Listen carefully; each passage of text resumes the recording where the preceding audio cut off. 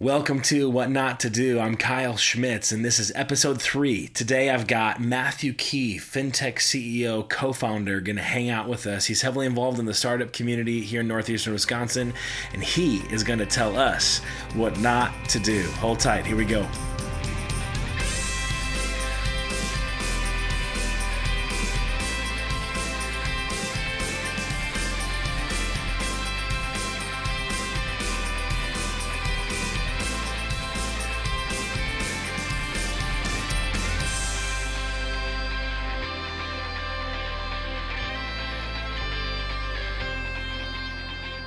All right, we're live. Hey, I'm here with mkee. We are at Copper State Brewing Company on Broadway in Green Bay, Wisconsin, and we're drinking some drinks. Matthew, what are you drinking? I'm drinking an Ivory Mocha. And I've got a Breve Latte. I went a little frou-frou today, which is kind of fun. Well, awesome, man. Thank you so much for joining me. Thanks for having me on. This is very cool. Yeah, you and I met, it was late last summer or early fall? Yeah, it's probably late, but November sometime. Well, yeah, and just a blast. You're heavily involved in the startup community here. You yourself have been a startup, right? CEO of a FinTech company. So we'll get to that in a little bit, but I want you just to kind of talk about a little bit about who you are, a bit about what you do, and we'll get into then a little bit about why you do it. So sure, talk to us. So I actually am not originally from Green Bay. I actually grew up in the Chicagoland area. And spent my life in Chicago, Lisle, and then a far west suburbs of Chicagoland called Yorkville, which is on the edge of cornfields. So I did grow up in kind of farm country, which is kind of crazy. But I went to school at a school south of Chicago called Olivet Nazarene University. I studied international business and Spanish and had a great opportunity there. I studied abroad several times. Are you still pretty fluent in Spanish? I am fluent in Spanish. That's awesome. Yeah. So my wife actually. So we actually attended the same school. So she was a year ahead of me. I graduated in 2011. She graduated in a year before me in 2010. So she's originally from Alloway, and so that's the eventual connection to Green Bay. Otherwise, I wouldn't be here. Not that it's not a great place, but I just wouldn't know the greatness existed. How about that, right? One of my passions, honestly, is. Two things, I guess, from a personal standpoint, music and the Spanish language. Yeah. So I actually studied piano when I was young, played that for 12 years. That's so cool. I didn't know that. Then started learning guitar, kind of self-taught myself on guitar. Interned in high school, had a garage band, and I'm still waiting. I kind of joke around about this, but I'm still kind of waiting for that world tour to start. We had such high aspirations, but as come out, sometimes high school dreams have to die in high school, so that just stayed there. But what style were you guys? We were rock, Okay. So rock, and I was the lead singer, even though I was only the lead singer because I was kind of like the best of everybody else, which wasn't saying much. Let's put it that way, right? But what kind of rock? Like, who are some of your influences? So we had a lot of the bands we were influenced by were Christian bands, so we're talking about like DC Talk, Newsboys, right? Yeah. So we had actually wrote a lot of songs. I was actually pretty prolific back in the day. Sweet. Now they were not. They're probably more cringeworthy than they were able to be released, but I did a lot of that. It was fun. It was really fun. So something to definitely be proud of. You put energy into it, and interesting on how that can even set a stage and. It makes sense. That's kind of an entrepreneurial endeavor in and of itself, right? For sure. From having a product, marketing it, getting out performing, you have a fan base or customers, and a lot that can go into it, and it's a lot of fun. No, for sure. Yeah, it's kind of made me. It's kind of funny because it's obviously music is a very creative process, and so being able to express. My creativity in that way was really, really, really fun, right? Not only empowering, but also really, really fun, and also like a song itself is essentially like a product, right? Like it's just like a mini product, and like Even from the intro of the song, you decide whether or not you're going to be continuing to listen to that song or not, right? So music has a lot of influences in the kind of way that sometimes I think about business and startups and stuff. But one of my other passions was Spanish. So I had a really, really solid Spanish education in high school. I was able to travel to Puerto Rico once, and I ended up having a bilingual job at McDonald's as a manager in high school. So I was there for 3 years. I ended up taking a year off between high school and college, figure out what I wanted to do, and basically spoke Spanish fluently to the Spanish-speaking employees that were there, and that really set up my focus was on college, which when I studied international business and Spanish just made a lot of sense, right? And so throughout college, I had the opportunity to study abroad twice, once in Europe, once in Costa Rica. In Costa Rica in particular, I studied and lived with host families in Costa Rica. It was very fun, very cool. But making a long story short, getting out of school, my wife and I got married 2011, and my first job was a job out of college at JP Morgan Chase, which was actually a bilingual job. So I was there for about 3 years, basically speaking Spanish on a daily basis, selling investment products to all individuals, high net worth individuals, but I also manage a Spanish-speaking book of business too. So it's just kind of neat to see some of the skills kind of develop that I've developed in high school, also in college, also play out in my professional life as well. Oh yeah, and huge. I've always heard it said that like having a second language or being able to be bilingual can be a huge advantage in the marketplace, especially coming out of college, a way to separate yourself. That was one of the reasons I got the job that I did. Actually, they were looking for somebody bilingual, and it was I stood out. Yeah. So it was a perfect job for me right out of school. Awesome. So married, any kids? Yeah, we have a 1.5-year-old son named Josiah. That's awesome. Yeah. Very, very cool. Great name. Yeah. Probably fun to see him get old, grow old. We obviously have a few kiddos at our house too. And do you see Josiah taking on any like musical traits or kind of anything interesting? Yeah. What do you see him? So he loves sitting with me when I play the piano. He loves my guitar. Yeah. What he loves about he actually doesn't. He likes to play my guitar, but what he really likes is taking my guitar pick and putting it in the sound hole, and then having me flip over the guitar and having me shake out the pick. He just found so much joy in that it's kind of really funny. So whenever I come back from home from work, a lot of times he goes over to the closet where the guitar is and he goes tar. And so yeah, we have a good time together. That's awesome. Yeah. Yeah. Our oldest are 3 and 2. Mm-hmm. And I'll let them take a pick and like let them try to strum down, facing the guitar and I'm holding it, that type of thing. And it's amazing. I think sometimes we underestimate young children's abilities to perceive and to learn all kind of stuff. Yep. I think there's some things that you can't really measure or quantify necessarily, but we kind of take the perspective of like, well, hey, let's just expose them to things. Yeah. And see what they drink in and see what peaks and kind of develops. And yep. I think so much of that is cultivating not so much the child, although that's a part of it, but also the environment the child is in. Yep. So that's really neat to hear. That's awesome. Yeah. Very cool. So tell me a bit about what it is that you do. You obviously don't work for JP Morgan anymore. And you had a pretty big stint between what you do now and that. So you want to share a bit more about that? Yeah, sure. So I was at JP Morgan for several years, and this was living in the Chicagoland area, and transitioned out of JP Morgan, and kind of two things happened. So I ended up transitioning out, going back to business school, got an MBA, and then I eventually added a second master's degree in entrepreneurship and innovation through Indiana University. Concurrent to that, I actually joined up with my father, and we started a financial technology company. Cool. So he had been in the bond market for about 20 years, and the bond market is certainly not sexy by any stretch of the imagination, but believe it or not, the bond market is actually twice as large as the stock market. Most people don't know that. It's actually very technologically archaic. So we had noticed the problem across different asset managers, and it's just the very rudimentary decision-making process was very inefficient. So we developed a patent-pending algorithm to solve that problem and scoped out the problem, vetted it out, get early customer validation, what we call the customer discovery process. Then we built out the algorithm, and then we built out a web product.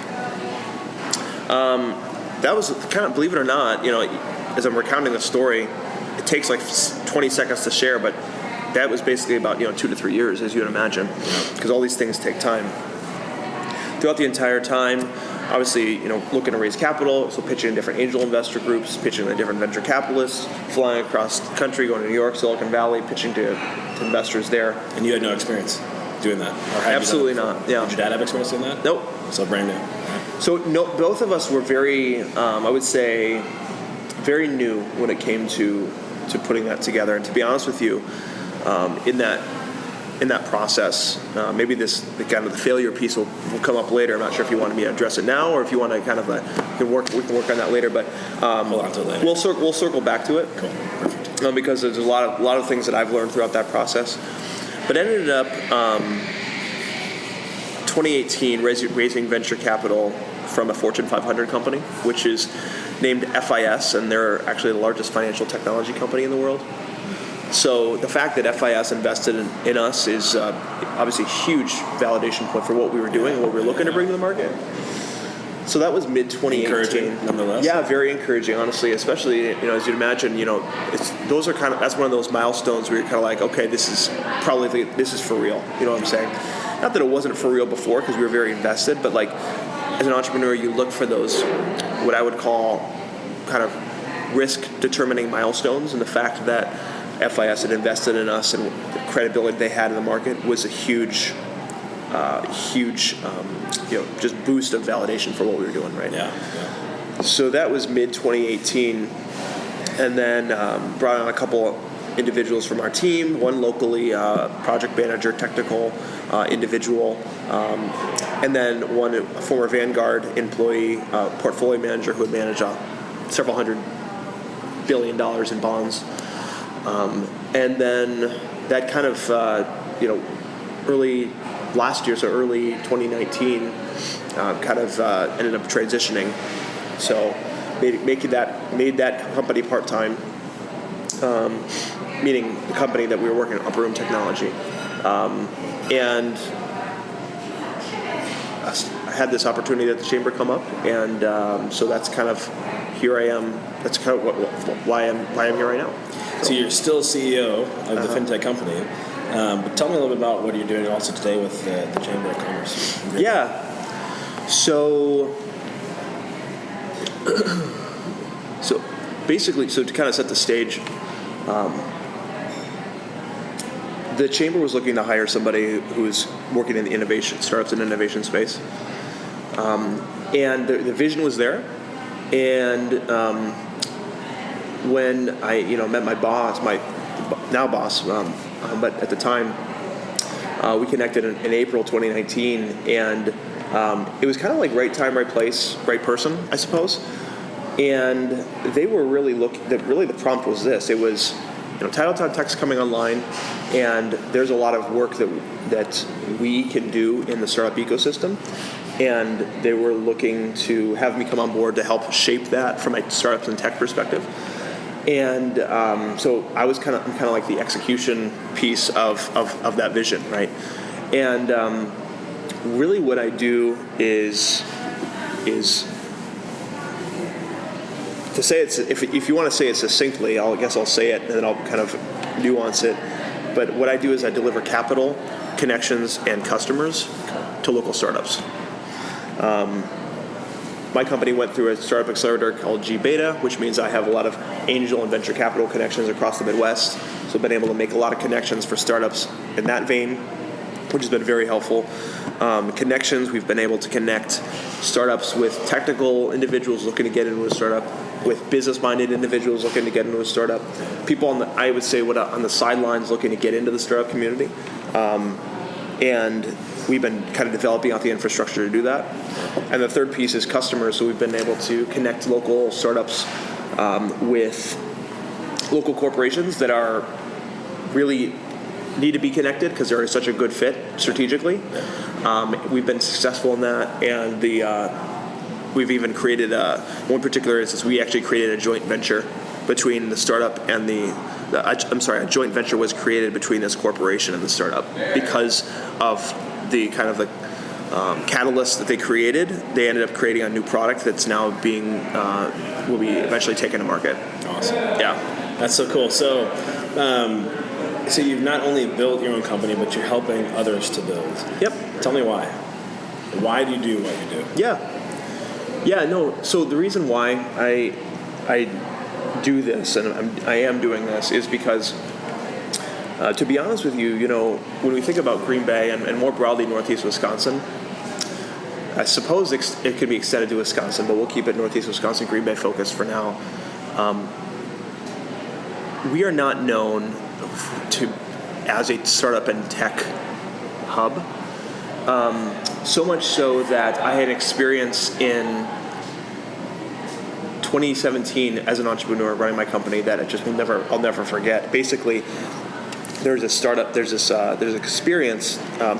conference called the Rise of the Rest. And Rise of the Rest, and the billionaire Steve Case came to Green Bay, Wisconsin, at Lambeau Field as part of this Connector conference. We're talking October 2017, and I was volunteering at the time on this, just on the side, because running my company full time, but I saw this as an opportunity to really get connected in a different way, the ecosystem. Yeah. I was helping manage a startup pitch competition, and 8 startups got selected. 4 out of the 8 were from Green Bay. And I'll never forget meeting them because, keep in mind, I had been in the area at this point a year and a half running my own company, trying to raise venture, angel capital. And I never forget meeting them because I had never known they existed before that moment. Yeah. And neither of them had known the other existed before. And yet we were still basically a 5-mile radius away from one another. And that was that moment where I was like, this is so wrong. Honestly, if we're going to be successful, this is wrong and needs to be corrected. And it was moments like that, and also ones that I had in the past, that I thought, someone's got to do something about this. There's got to be something that needs to be done, except we're all running our own companies full-time, heads down. This is more like community-type work that's kind of a different flavor that yet nevertheless needed to be done. So I would have kind of these kind of things,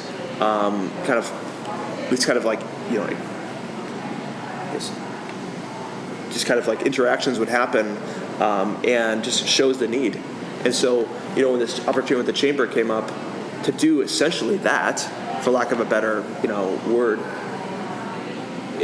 it was an opportunity that just jumped at the chance because it just is really meaningful work. Yeah. Well, you spent the time building your own company with your dad. You guys are green. Mm-hmm. You learned so much. You come to Green Bay. You're volunteering in the startup community, and you realize how fragmented things are, right? And you're saying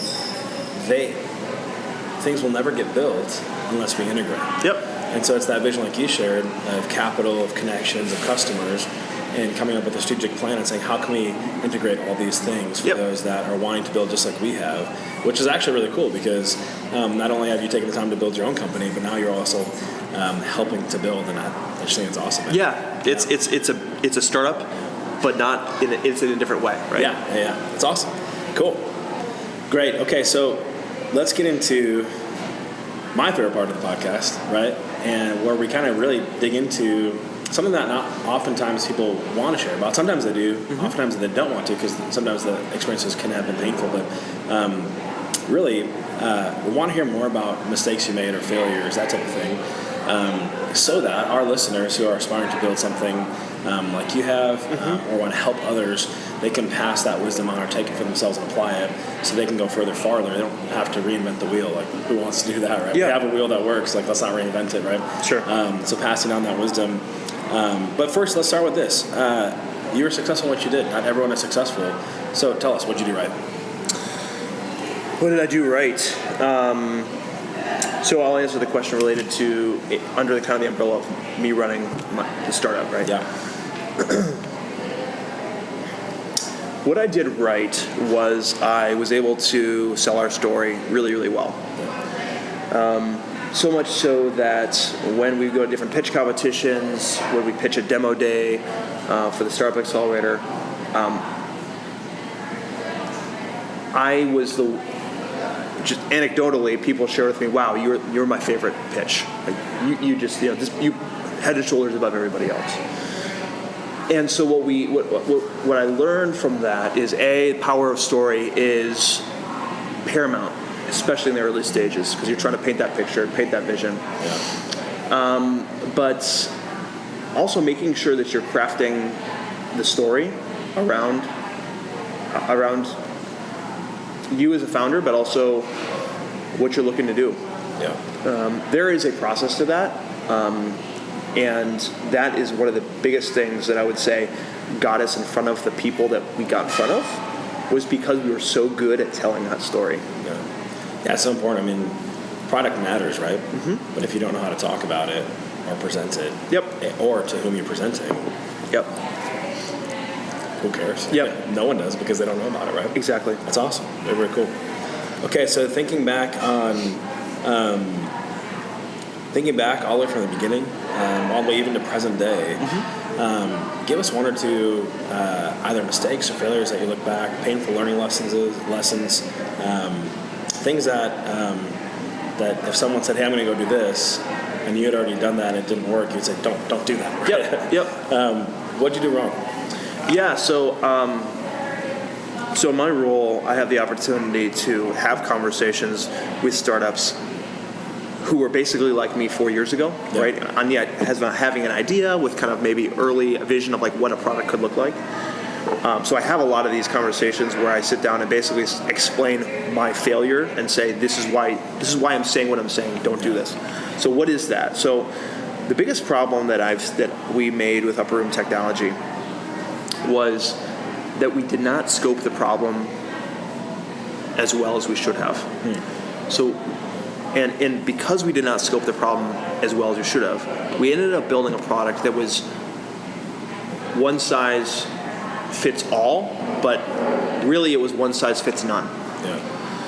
Because if you think about it, first of all, we have to start with the market and figure out what the market needs, and then build a product for that market. What we had inadvertently done was we'd actually talked to several markets. So community banks, small banks, large asset managers, small asset managers, and basically polled each one in what they wanted. So we had all these input from different people and different roles, and that negatively influenced what we actually built. So because of that, we ended up building a feature set that was fine, but not deep enough for any one individual market. Got it. So that was the biggest challenge, and to make it worse, that's not something that you can correct really very easily, because what we ended up doing was all of a sudden we had this product launched, and by the way, we had spent a year building a product. Literally January 1, 2017, we started coding. We started finished coding basically the last week of December 2017. Literally a year, 50 weeks of coding.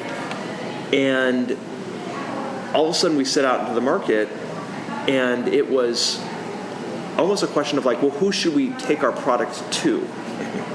And we quickly realized, again, being naive at this, we had it completely wrong.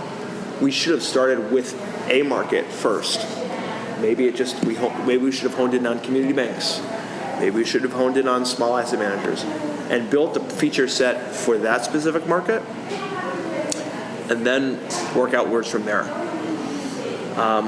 That is honestly something that I tell startups, and when they're saying like, oh yeah, we're going to do this, we're going to do this, we're going to do this, I said, you have to understand how much of what you just told me is based on assumptions of how you think somebody will buy from you, how you think somebody will act.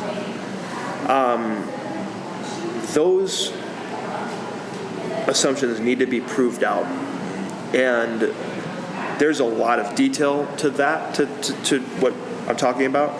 But on a high level, I guess to maybe put a bow around it, I see people making big decisions based on assumptions, and that's that's basically what that eventually leads to is wasting a lot of time, which I did, and wasting a lot of money, which I also did.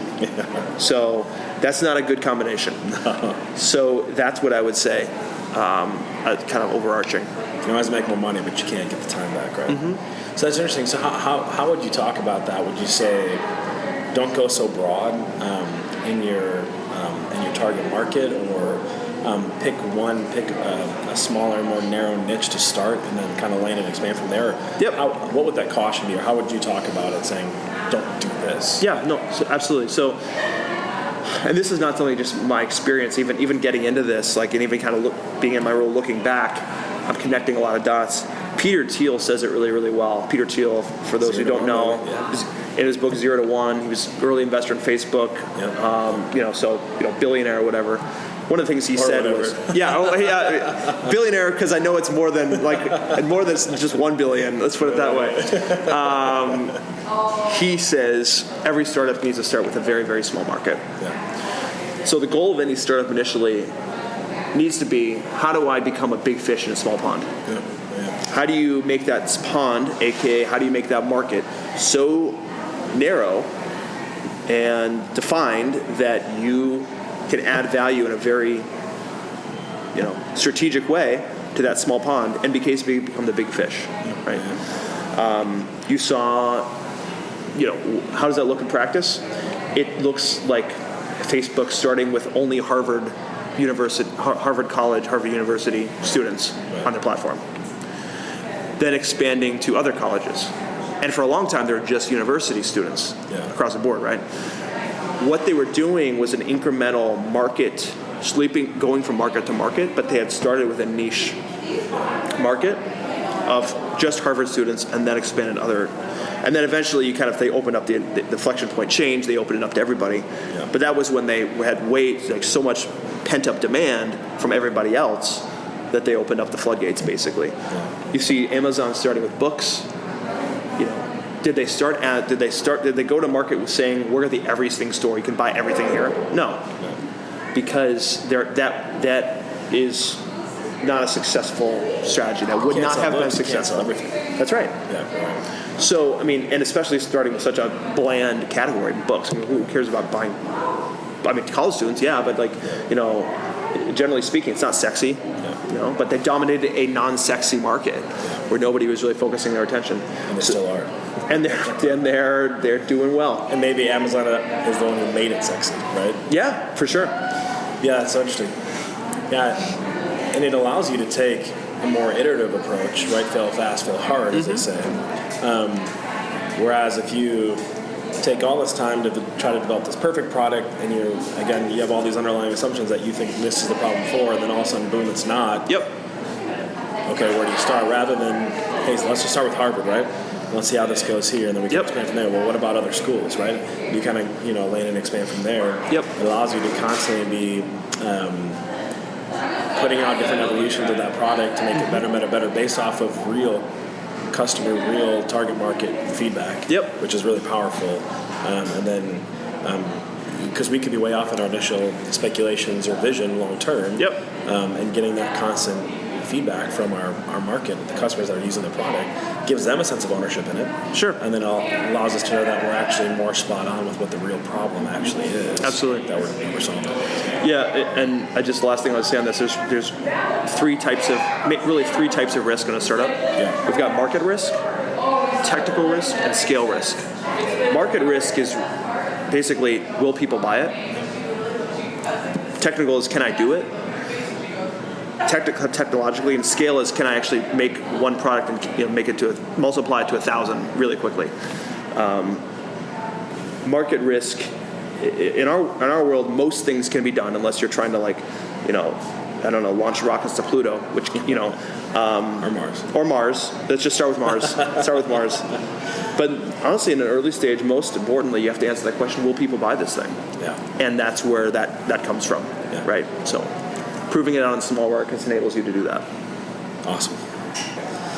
So what you did right was you were really able to communicate your story well, tell your story well to investors, et cetera.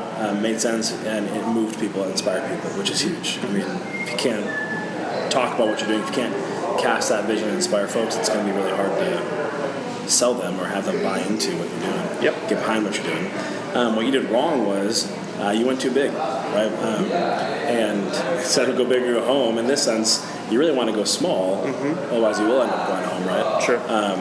So what you did wrong was too big too early. And so with that in mind, right and wrong, what would you do differently if you were to be sitting across the table? And in a sense, you do this on a regular basis. Someone at 18 years old, 20 years old, maybe they're 50 years old, but they're going to venture out. They're aspiring to build. They've got a good idea. They've got a vision. Yep. And you want to keep them from experiencing some of the same failure or pain from the failure that you experienced. How would you counsel them to go about doing it? What would you tell them to do differently? Or how would you, if you're going to start it over again and build a new business, how would you do it differently? Sure. Yeah, so I'm going to say something a little bit different than my answer of what I didn't do well. That's not acceptable. I'm going to flavor it differently. What I'm going to say is, what I would do is making sure I identify the key assumptions. Yeah.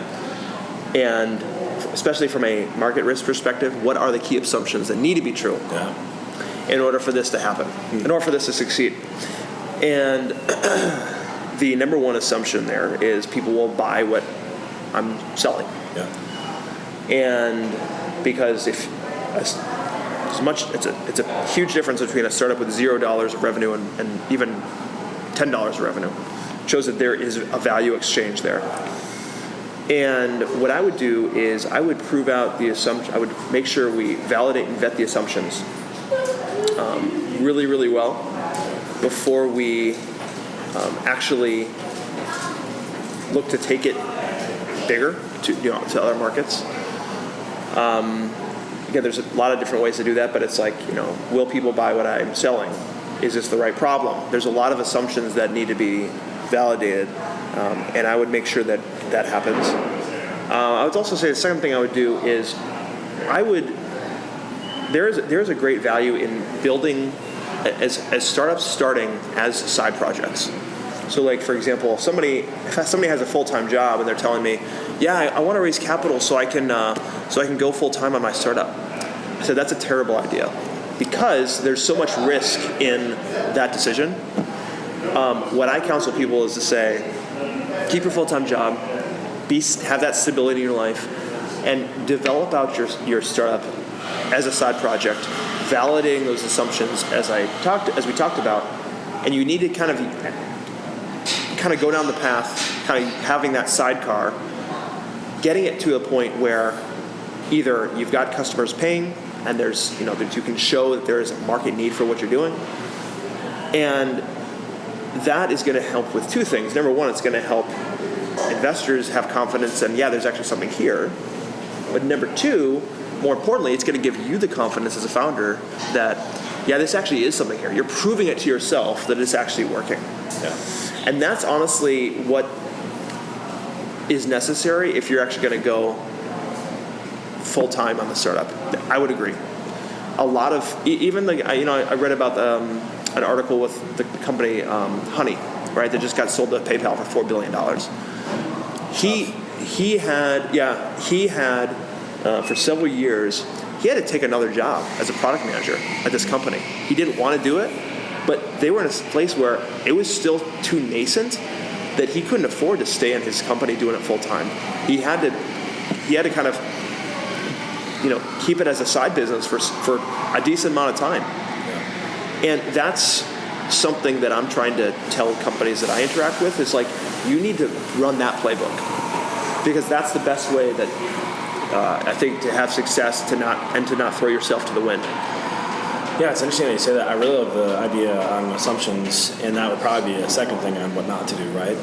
Don't assume, and we know the old truism, assuming makes an ass out of you and me, type of thing. But it's true. And not that we don't bring presuppositions to the table, that's one thing, but we're wanting to test the hypothesis, not just assume that.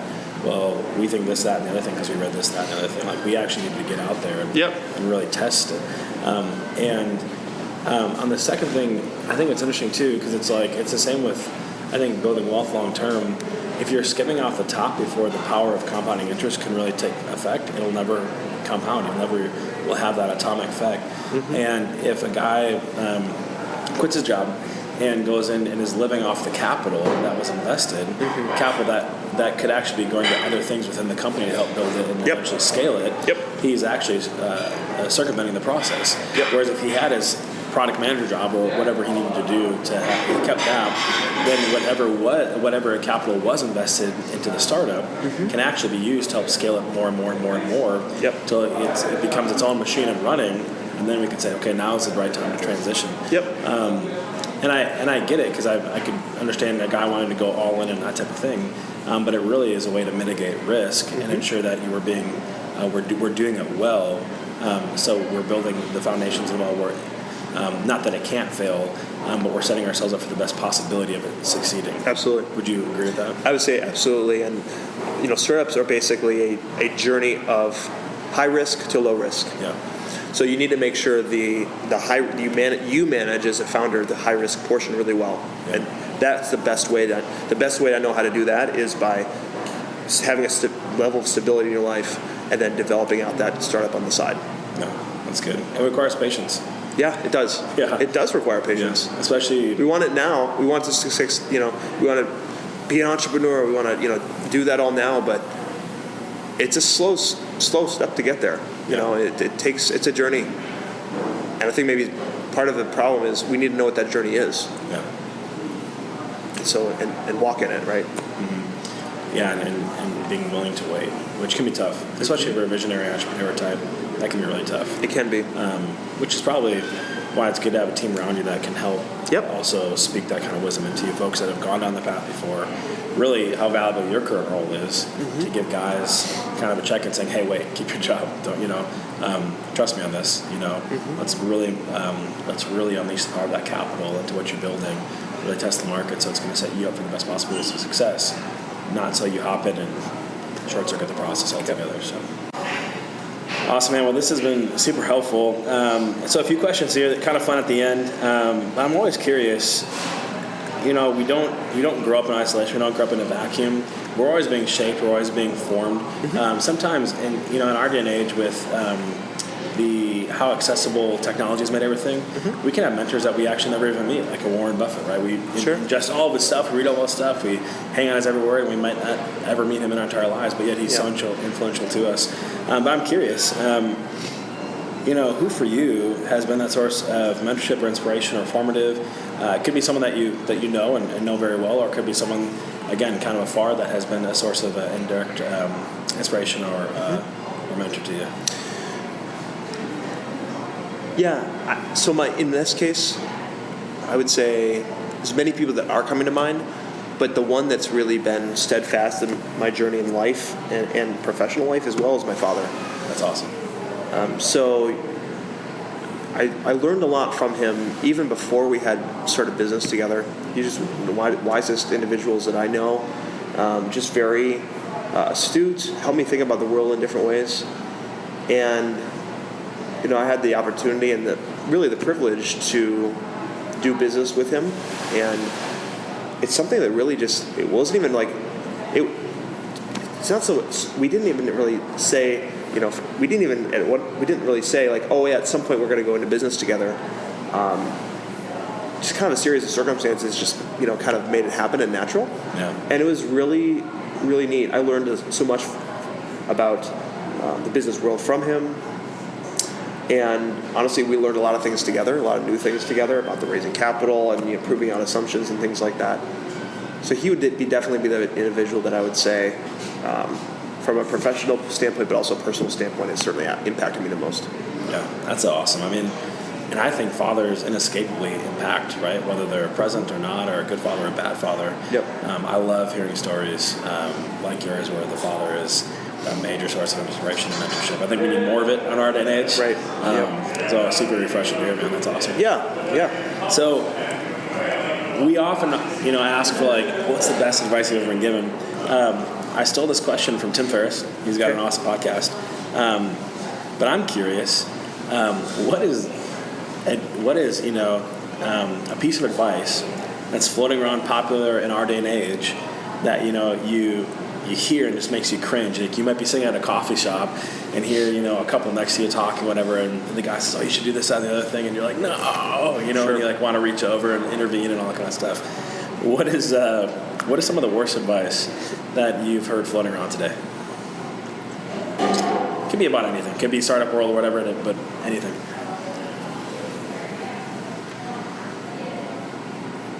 Yeah. So a lot of things are coming to mind. I would say the biggest one is that I questioned a lot when I was starting to be an entrepreneur is, do I have what it takes? To finish that sentence, for me particular, do I have what it takes to be an entrepreneur? So much so that I'm sure one of the highly Googled searches is traits of an entrepreneur, right? Probably Inc. and Fortune and Time has all these things to say about that. But the reality is that if we try to stereotype what an entrepreneur is, we're totally missing the boat, right? There are introverted. If you're talking about successful entrepreneurs, they're introverted, they're extroverted. They started from nothing. They started from everything. It really runs the gamut. There is no one persona to be an entrepreneur. I've also heard it say, like, "Oh, I can't be an entrepreneur because I don't take risks," and I think that they've got that wrong. What I would say is, entrepreneurs know how to take calculated risks. And they take calculated risks by validating the assumptions that need to be validated to give them the confidence to take that risk. That's the biggest misconception and the kind of worst piece of advice that I hear from people, either not understanding what it takes to be an entrepreneur, and whether or not they can even do it. And I hope that clarifies some of that probably prevailing knowledge or wisdom that's out there. Yeah, that's so good. So good. Yeah, we oftentimes want to put things in a box because it helps us maybe to understand things better. When really there isn't necessarily a box in that regard. And in another sense, we're always all taking risks. I mean, all of life is risk. Yeah. Yeah, that's awesome. That's so good. All right, last but not least, you, my friend, get a billboard in every major city on the earth, right? Mm-hmm. Times Square, like you're front and center. Yeah. What message are you putting on that billboard? What do you want the world to see? Right. Yeah, so that's a really good question. So I would say, if I'm going to get a billboard that's seen by basically everyone on the earth, it can't be anything about me or anything about like what I think is true or whatever. I would say it has to be something from a higher power standpoint. And what I mean is, everybody in life has like a set of beliefs, set of values, right? Either we, from a spiritual sense, right? Either we believe in God, we don't believe in God, that kind of thing. In my case, in particular, right? Everything I do on a professional and personal journey, I guess. I really aim that it points to one thing, right? And that's really to make God, in my case, my Lord and Savior Jesus Christ, known in the world and in my role. And I that's really kind of the aim that undergirds everything that I do on a personal and professional level. So how that boils down to like a billboard, I would say, it's kind of hard to put like a statement on it, but I would say something about like, Jesus Christ is the Savior of the world, something to that effect, right? Because honestly, we kind of have to, it just at a higher level, take a step back and like, who even are we, right? I mean, like we're like, a human being that's like, 6 foot, tall, on this planet, and we only have a finite life, right? What is there more to this? And we all live by faith. My faith is based in the Bible, and the Bible says that there is life after death if we believe in Christ. And so that's what I would say ultimately is that I want to communicate, right? Even not maybe directly sometimes, but like that's kind of what drives everything that I do on a professional and personal level.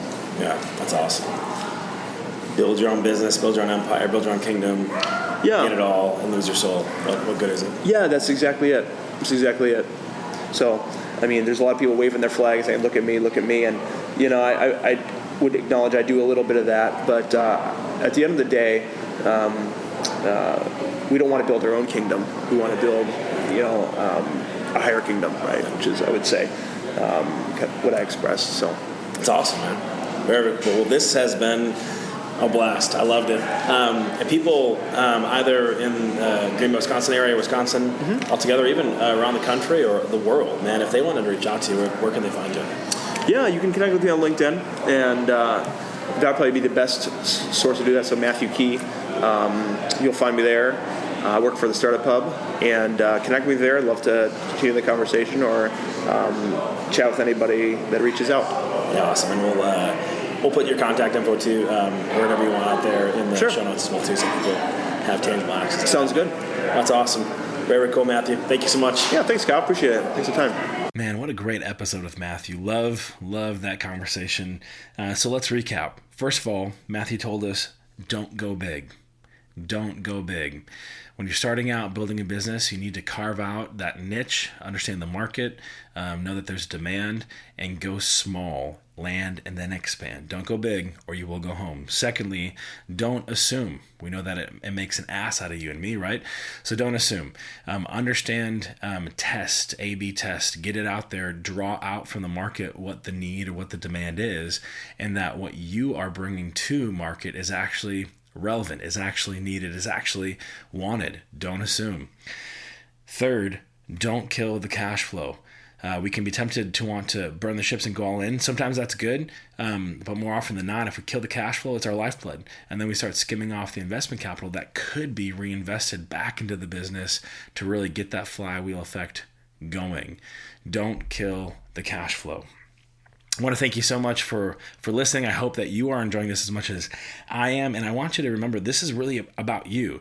This is really about folks that are coming along that have been in the trenches, but they've also had success, and they don't want you to reinvent the wheel. They want to help you go further, faster than they could. And so what a gift. What a gift that they're wanting to take their lessons, their failures, break them down and pass them on to you so you can learn from their mistakes. I hope that you're taking this away, taking notes, and passing it on even to others. With that said, if this has been helpful for you, please share it. Please share it with someone else that you know needs to hear these things or that could really benefit or would enjoy learning from these mistakes. A great way to do that is to give us a 5-star review. It'd be super helpful in getting the word out so other people can be learning as well. And I'm curious, who would you like to hear on the podcast? What failures from what person would you like me to dive into and break down? Let me know. Shoot me a note. You can hit me up at connect@startwithwntd.com. Again, connect@startwithwntd.com. Shoot me a note. Let me know what you like. Let me know who you want on the podcast. You can also hit me up on Instagram or Twitter or Facebook. The handle is @startwithwntd. StartWithWNTD. Well, it's been said that good men learn from their own mistakes, but great men, they learn from the mistakes of others. So go and be great. We'll see you next time.